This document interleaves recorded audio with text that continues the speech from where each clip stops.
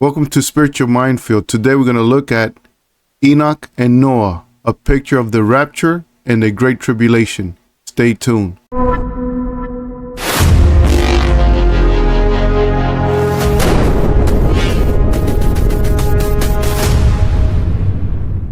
Okay, so let's look at this. We're going to look at Enoch. Enoch is a picture of the church.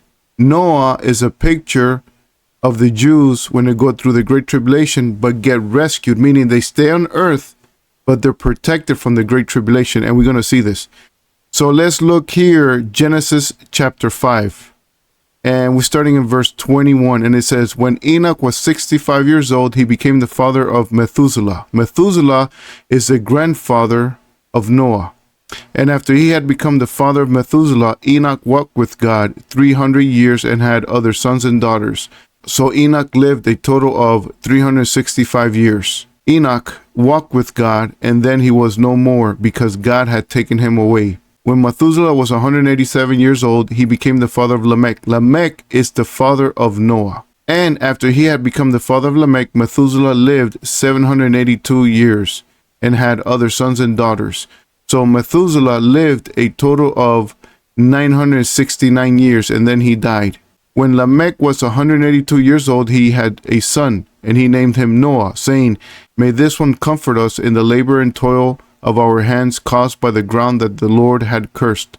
And after he had become the father of Noah, Lamech lived 595 years and had other sons and daughters. So Lamech lived a total of 777 years, and then he died. After Noah was 500 years old, he became the father of Shem, Ham, and Japheth. Now the flood came when Noah was 600 years old. That means that most likely Noah took 100 years to build the ark. And if we go here very quickly to Genesis chapter 7 verse 6, look what it says. Now Noah was 600 years old when the flood waters came upon the earth. You see that? He was 600 years old. And in chapter 5 of Genesis, Noah was 400 years old when he became the father of Shem, Ham, and Japheth. So most likely Noah had 100 years to build the ark. Now what's interesting here is that his grandfather and father were still alive when Noah was building the ark. So when Noah was 500 years old, Methuselah, his grandfather, was 869 years old. That means he was still alive. He still was going to live 100 years right before the flood came. So he died 100 years later at 969 years old when the flood came. That means that prior to days or weeks or maybe a month or so, Methuselah died, and then the flood came. And then Noah's father, Lamech, was 682 years old when Noah was 500, meaning when the Lord probably spoke to him to build the ark, his dad was 682 years old. That means that he was going to live another 95 years, 5 years before the flood came. Lamech would die. So Lamech would live 5 years prior the flood. And then you have here, when Methuselah had Noah's father Lamech, Enoch was 252 years old. 48 years before God raptured Enoch. So that means you got Enoch, then you got his son Methuselah, which is the grandfather of Noah. Then you got Noah's father Lamech, and then you got Noah. So it was pretty close. So that means that you got Enoch that was raptured, and then you had his son, and then his son, and then Noah. And so you had a generation and generation that were still alive right before the flood came. So what does it tell you? It tells you that Enoch is a picture of the church. Right before the great tribulation comes, all the believers will be raptured.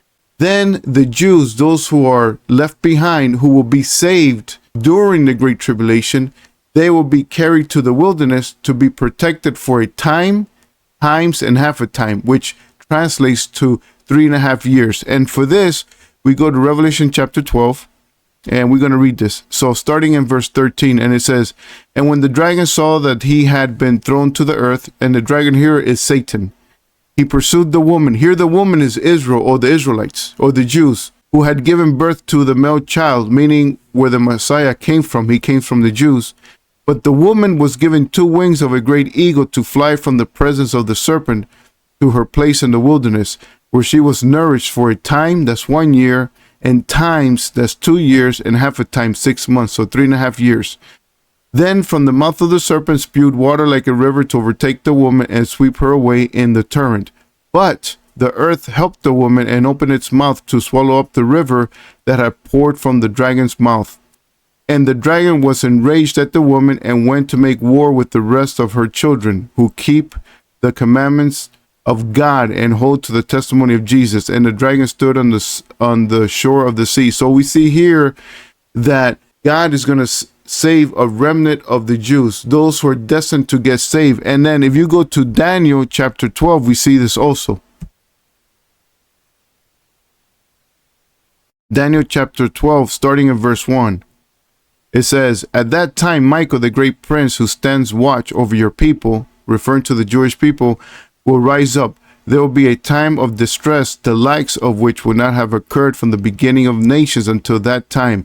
But at that time, your people," referring to the Jews, "everyone whose name is found written in the book will be delivered." See, these are the ones who are destined for salvation, are going to run to the wilderness and will be protected. The Lord will protect them from not only the dragon and the Antichrist, meaning Satan and Antichrist, but also from God's plagues. God will not send the plagues in the wilderness where the Jews are at.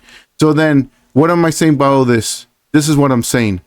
That Enoch, before the flood came, Enoch was raptured. Is a picture, God was showing what was going to happen in the future, is a picture that the church, who have the Holy Spirit, who is saved, will not go through the great tribulation. Just like Enoch wasn't going to go through the flood. He was raptured and taken. And then Noah went through the flood. Now he was protected, but he was still on earth going through the flood. That is a picture of the Jewish people who are destined for salvation, are going to go to the wilderness and be protected from the devil, the Antichrist, and from God's plagues. That is a picture of that. So then, even though Testament teaches you that right before the Great Tribulation, we will be raptured. It teaches, the Old Testament even teaches a pre-tribulational rapture. So even in the Old Testament, we see that. So then for other people to say that we're going to go through it is for them not to understand the whole counsel of God, because God is the same yesterday, today, and tomorrow. God will not change. If God saved the righteous from his wrath, why would he do that? Why would he do the opposite in the future? Why would he condemn the righteous with the wicked?